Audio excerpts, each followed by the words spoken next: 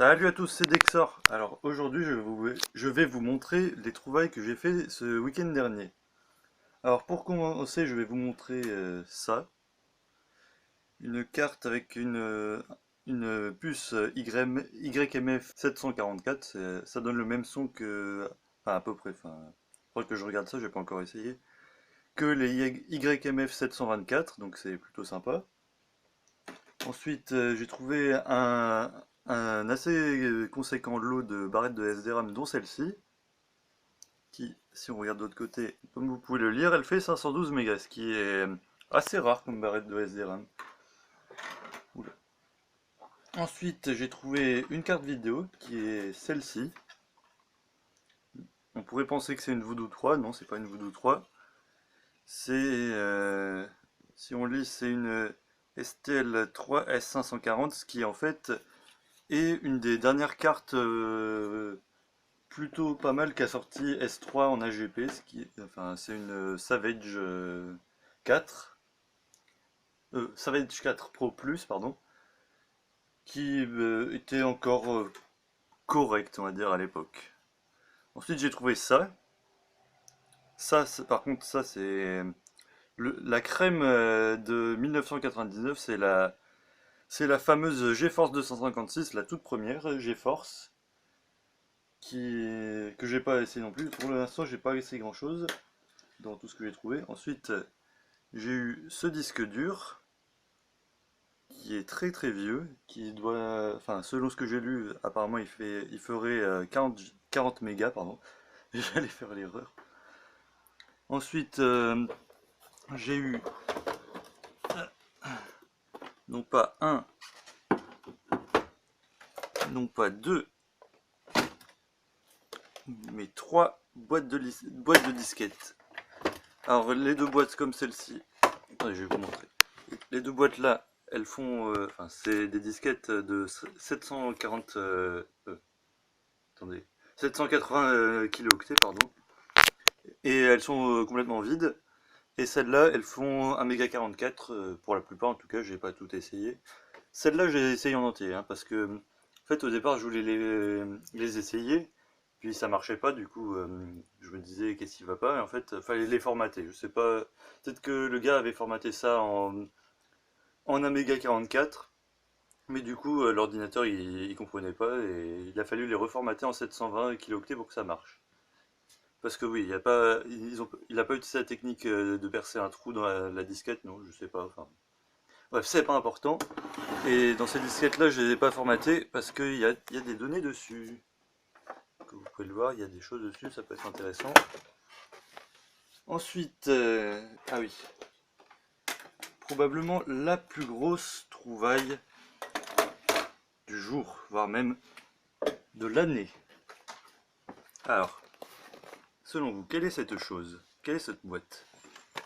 Vous voyez marqué W98. Oui, c'est Windows 98, mais attention, c'est une version spéciale. Hop. Qu'est-ce qu'il y a dedans? Qu'est-ce qu'il y a dedans? Attention.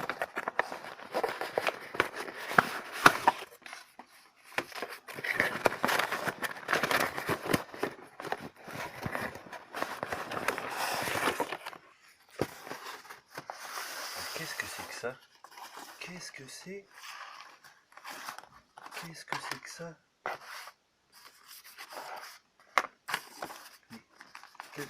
Pourquoi y a-t-il autant de disquettes dans une boîte de Windows 98?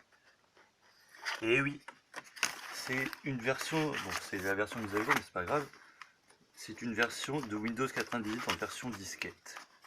C'est extrêmement rare. Pour vous dire, il y a, enfin, personne n'a uploadé de version française sur internet à ce jour. Enfin, plus aujourd'hui, je vous laisse deviner pourquoi. Donc, oui, après il reste encore quelque chose. Donc oui, voilà, blablabla, 98 ans disquette, c'est rare, même si, bon, c'est pas forcément très utile non plus. En plus, oui, c'est la version mise à jour, c'est parce qu'il y a une version d'installation vraiment. Mais la version mise à jour, du coup, est encore plus rare, parce que oui, En fait, fallait demander à Microsoft, fallait remplir un papier pour vouloir 98 en disquette, ce qui était pas utile du tout en fait. Parce que bon, le minimum requis pour avoir 98, c'est un 486 DX2 et bon, en 98, avoir un lecteur CD, bon, ça coûtait cher, mais ça allait quoi. Donc avoir un ordinateur sans lecteur CD, comme ça quoi, bon. Alors, bon, maintenant j'ai galéré à mettre ça. Bon, et donc oui, c'est la version mise à jour en plus. La version mise à jour de Windows 98 est déjà plus rare que la version d'installation. Ce qui veut dire que la version disquette de la version mise à jour est encore plus rare que la version d'installation en disquette. Enfin bon, bref. Je suis content d'avoir trouvé ça, même si, comme je disais, c'est pas très utile forcément, même si ça peut être sympa à essayer un jour. Donc voilà, et cette chose très rare venait avec quelque chose de très intéressant aussi, qui est, attention, c'est gigantesque, ceci. On va le retourner. C'est un IBM Aptiva. C'est un monstre. Non, c'est juste une tour ATX. Alors dedans, il y a un Pentium, enfin, à l'origine, il y avait un Pentium MMX, et il tourne toujours sous Windows 95. Oui, voilà. Une carte mère ATX. Oui, aussi, comme vous pouvez le voir, les gens qui ont eu cet ordi sont des génies. Normalement, ça s'enlève. C'est pas tu plantes ton cordon dedans, normalement. Bref. Donc voilà, il y a les IO basiques sur une carte ATX. Puis un connecteur en plus là. Je crois que c'est pour brancher une webcam. Là, ça, c'est pour ce port-là. Hein. C'est pour brancher le lecteur de disquette et le lecteur de CD. Parce que oui, en face, il n'y a rien de tout ça. D'ailleurs, il n'y a pas non plus de bouton d'allumage. J'ai pas encore trop regardé comment je vais faire. Mais à chaque fois que je le branche, il s'allume tout seul. Mais normalement, il devrait y avoir un bouton quelque part. Quoi. Bon. Donc pourquoi je dis il y avait un Pentium MMX, vous allez voir, je vais l'ouvrir. Voilà, donc voici l'intérieur de l'ordinateur. Donc, on y trouve une carte Trident, qui, bon, c'est pas forcément terrible. Et là-dessous, qu'est-ce qu'on a? J'espère que je vais réussir à l'enlever du premier coup. Enfin... Voilà. On a chopé le coup de main. On a non pas un Pentium MMX 233, comme c'est marqué sur internet, et sur l'avant, c'est juste la tâche. Mais hop, nous y trouvons un K62 500. Mais ceux qui l'ont mis là-dedans, c'est vraiment des génies. Parce que ce processeur, enfin, le Pentium MMX, il lui faut du 2,9 volts, qu'on règle avec des câblés sur la carte mère. Et celui-là, il lui faut du 2,2. Donc déjà, il tourne avec 2,8, pardon, mais c'est pas...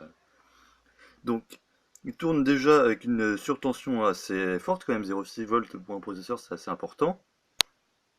Et en plus, la fréquence du processeur, on la règle aussi avec les cavaliers. Et du coup, il tourne à seulement 233 MHz, ce qui est complètement con. Parce que autant sur les calculs normaux, entre guillemets, enfin, les calculs entiers. Désolé pour la coupure. Donc pour les calculs entiers, je crois qu'ils sont un peu plus rapides, les K6 et les K6 aussi. Mais par contre, pour les calculs à virgule, c'était mieux d'avoir du Intel pour jouer, hein, pour les jeux en 3D de l'époque. Donc bon, c'est un gâchis de performance monstre. Mais heureusement, j'ai un Pentium MMX 233 justement qui ne sert pas. Donc je pourrais le mettre dedans. Je pourrais aussi augmenter la RAM graphique de cette carte mère. Parce que oui, la carte graphique, bah, oui, elle est intégrée. Bon. Et aussi, je pense que je mettrai ma 3DFX Voodoo 2 8 mégas dedans. Enfin, j'en ferai probablement une autre vidéo. Ah oui, aussi, il y a Un disque dur qui a été rajouté, qui fait 20 Go, mais je sais pas pourquoi il apparaît pas dans Windows 95. Enfin bon, oui. Tout ça, ça sera pour une autre vidéo. Donc, c'était les trouvailles de ce week-end, et je vous dis à la prochaine.